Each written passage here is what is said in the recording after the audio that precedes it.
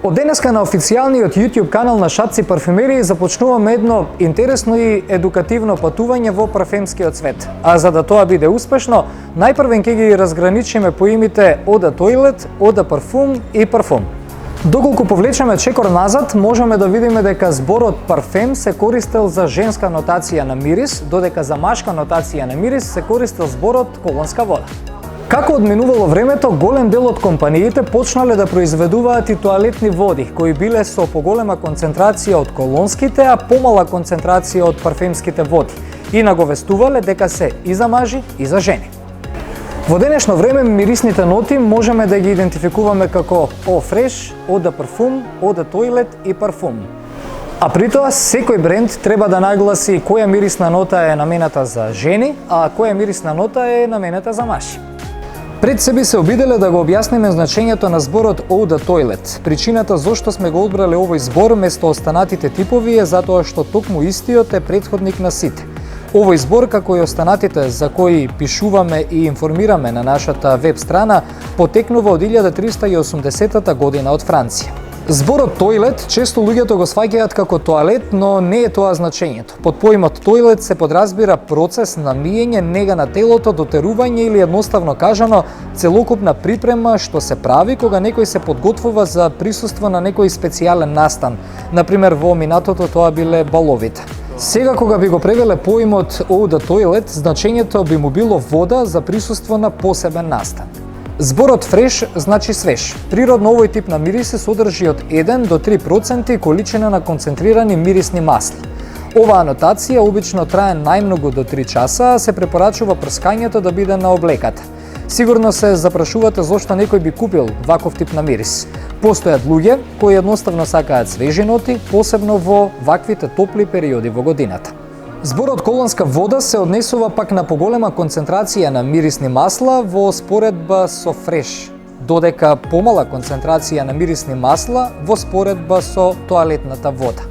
Колонската вода не се прави толку често, а претежно оваа нотација се користела во поодминато време.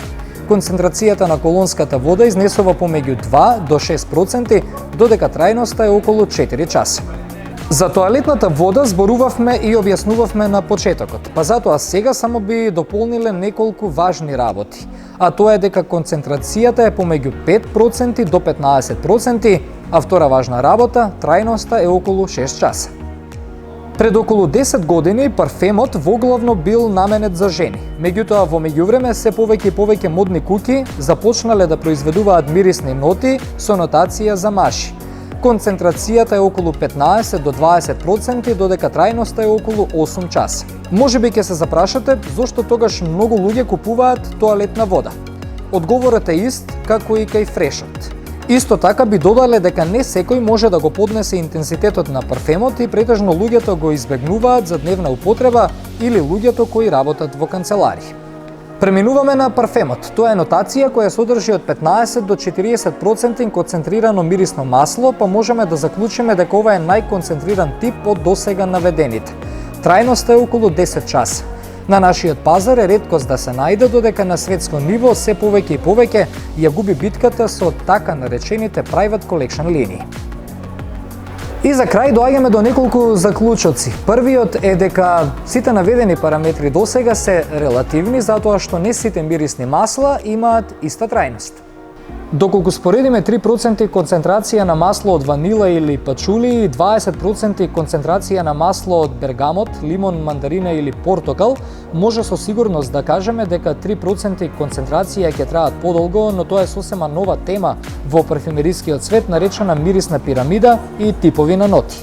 Модните куќи во последно време вадат иста линија со повеќе називи, па затоа познавачите на парфеми секогаш ќе ве советуваат да се одлучите за првата, односно основната верзија. Друга општа препорака, што е многу важна за овој период, односно за летниот период, е тоа да користите тоалетна вода и концентрации под тоа. А во зима или кога воздухот е загаден, препорачуваме да користите парфемска вода или парфем. Трајноста на мирисните ноти зависи од многу други фактори за кои е потребна поширока дискусија. Затоа, следете го нашиот YouTube канал и наскоро очекувајте уште многу вакви едукативни видеа, каде што ќе се едуцираме, но и ќе дискутираме во врска со сите работи кои што ве интересираат поврзани со парфемскиот свет.